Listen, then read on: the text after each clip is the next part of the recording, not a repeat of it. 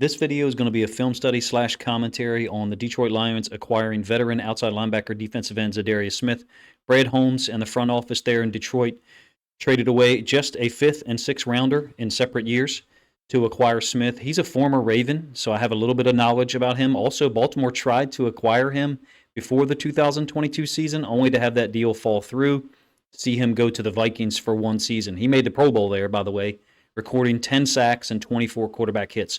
You would take that production right now over the course of a full season as a Lions fan. He's extremely physical, very strong outside linebacker at the point of attack, 65 career sacks.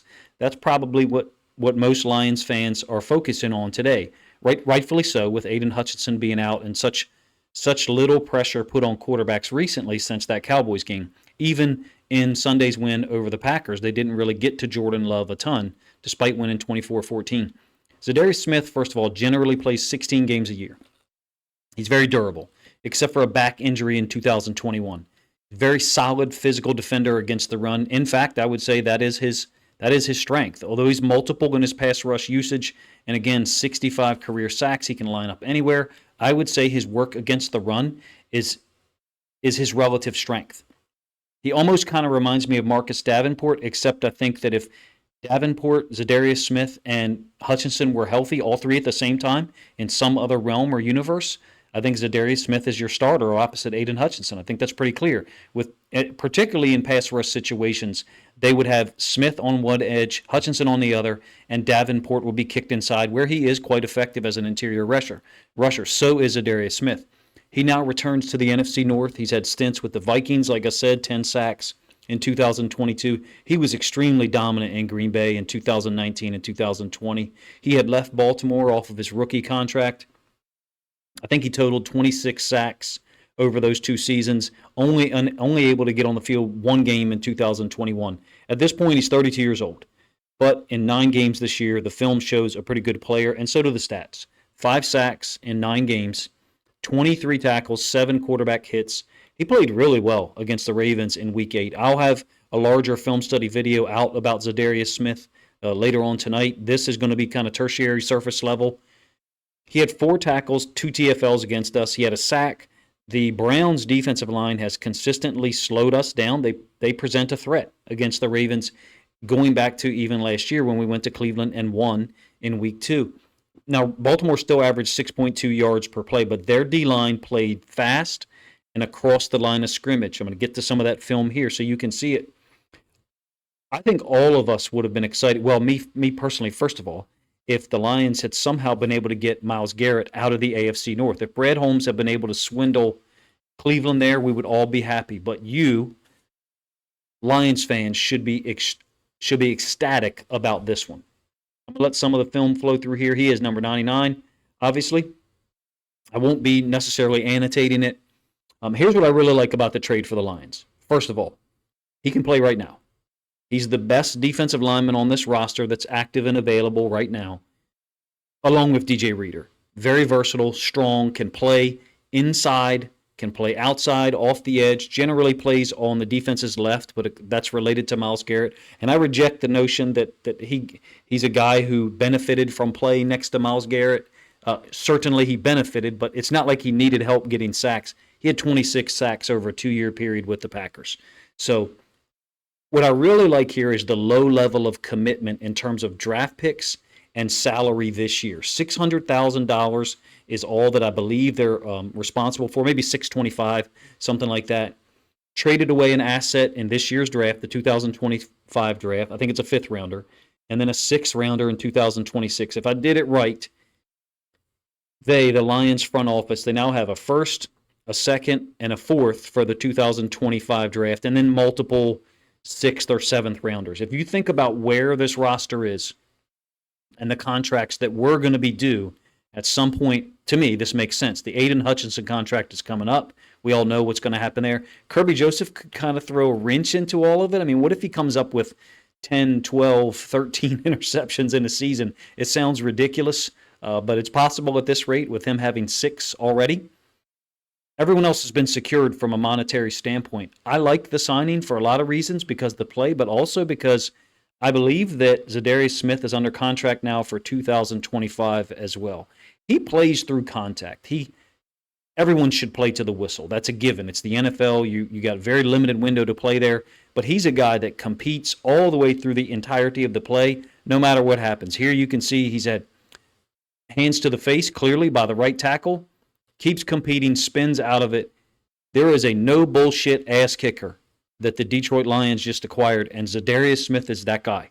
When the Ravens were going to sign him in 2022, Ravens fans, we were completely overjoyed. He now has, if I did my research correctly today, the rest of 2024, Detroit is liable for 600 or 625, somewhere in that range. If he stays at this level of productivity, this is a brilliant signing, even if you have to pay his entire salary for 2025, which I would assume that the Lions do.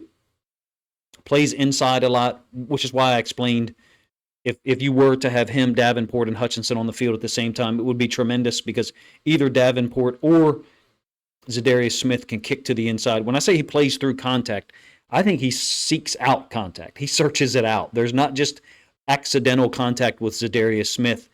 He understands what it's like to play up there up front. Very experienced football player. I love the game.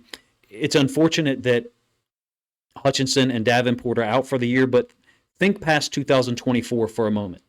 Hutchinson, Za'Darius Smith, Josh Paschal, and Paschal will get extensive opportunities this year, clearly, once he comes back from illness or sickness, whatever it is. To me, this is very smart by Brad Holmes and the front office. It's directly in line with the signings of CD3, DJ Reader, Amik Robertson, and even Marcus Davenport.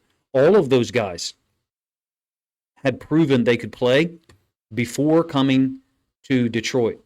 I slowed some of this down so you guys can see some of the moves from the end zone angle. Again, I'll have a larger film study out on technique and run stuff. This is only going to highlight sacks because I think that's what you guys want to see as Lions fans, and it's what you should want to see. You're looking for pass rush. You're looking for someone who can generate pass rush and get pressure and finish off plays when he gets one-on-ones. The unfortunate part is that Marcus Davenport was playing well. It sucks that he's out for the year. No one obviously could have predicted Aiden Hutchinson being out for the year. For me, the direct line of acquisitions that they've got from CD3 to Amik Robertson to Reader to Marcus Davenport, I think that was the order. They're all similar guys, 5 veterans, and you also drafted Terrion Arnold, who adds to the mix there. Don't get me wrong. It's a talent infusion, but all of those players are physical. CD3 and Amik Robertson, even though they're DBs, they're physical. They refuse to give ground, and I like the way they play. I just did a CD3 video earlier today, put it out. Not many people watched it. I think I found the type of content the Lions don't want to watch. It's St. Brown videos and CD3 videos. But check it out if you wish to prove me wrong or if you missed it and don't have notifications on. But all these guys are physical. DJ Reader, goes without saying. They've given Aaron Glenn just a group of warriors to use over there on the defensive side of the ball. I think Brad Holmes deserves credit here. I think he deserves tremendous credit. Reader and CD3, proven winners. They came from winning environments, really good defenses in Tampa Bay and Cincinnati. And then in the case of Reader, obviously, he started his career in Houston with J.J. Watt and Vince Wilfork. I think Smith is straight out of that mold. I'm a fan of this deal, obviously, just like I was a fan of all of the others. I know there was criticism of some of the other moves, the veteran moves in the offseason. Regardless of what we all thought, it's working. What is happening right now on the defensive side for Detroit is working. They're currently 5th in the NFL at 18.5 points per game allowed, I believe, if I did my research correctly. Feel free to let me know if you're aware of different data than I am. That's tied with the Bears for 5th. It's also slightly ahead of the Vikings, who are at 18.8 points per game allowed. Detroit is right there with the Chiefs as well in terms of quality of defense, points per game allowed. Kansas City's at 18.4. If you extrapolate a little further for the Lions, in their 4 road wins this year, they're giving up just over 16 points per game. Za'Darius Smith only makes the defense better. More aggressive, more versatile, way more physical, which they're already one of the most physical teams in the league on both sides of the ball. He's a huge upgrade over Paschal, Nowaski, Muhammad, and James Houston IV, who did get a lot of snaps in the Packers game, but he couldn't generate much pressure. It was tough for me to watch. He did get, I think 2 quarterback hits, but this is a completely different animal Za'Darius Smith. I don't know what information or evaluations or analysis is out there, and I'm not here to criticize other people. What I'm telling you is the film lines up with the stats. And I've seen Za'Darius Smith play once in person. Went to a Ravens game, I think 2016, somewhere in that area. First or second year that he was in the league. So maybe my year's wrong there. Maybe it was 17. But this is a guy who plays downhill. And he's very durable. Plays 16 games in every season. I think 15 one season, 14 another. Only played one game in 2021 because of the back injury.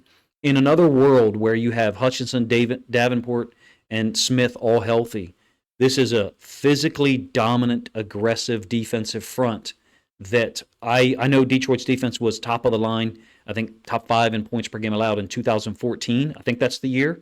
And again, I may be off there. This group would be better. From a front standpoint, in terms of what you have with Reeder and McNeil in there, guys like Onwuzurike playing quite well, in my opinion. Pascal would be your 4th edge rusher. It's a great acquisition for Brad Holmes, given that Hutchinson, Davenport, and Derek Barnes are out either for the year or an extended period of time in the case of Derek Barnes. I haven't heard any updates on him. It'd be great to see him come back later in the year. They needed an upgrade at defensive end / outside linebacker. As of this recording, Tuesday afternoon, apparently they're still searching for others. I've heard a couple of other names mentioned. I just know this is a really good one. Later Tuesday night, if I get the opportunity, I'll have a film study video out with a little bit more complete look at Za'Darius Smith. I've got 30 plays saved up, but I wasn't able to get them edited in time for this one. I appreciate you guys' time. Feel free to let me know if you agree or disagree with my evaluation. I think this is an A+ signing. Is it an A+ player compared to all the other defensive ends, outside linebackers in the league? No. Compared to the top 20 or 25 guys at that position, B+, somewhere in that range. But on any given day, it can be an A or an A-. 5 sacks in 9 games this year, 7 other quarterback hits, I believe. He's an effective, proven player who's very smart and aggressive and has been in a winning atmosphere multiple times before in his career. And that, to me, seems to be the boxes that Brad Holmes and the front office want to be able to check off before they go grab someone. I'm a big fan of the signing. I understand you may not be.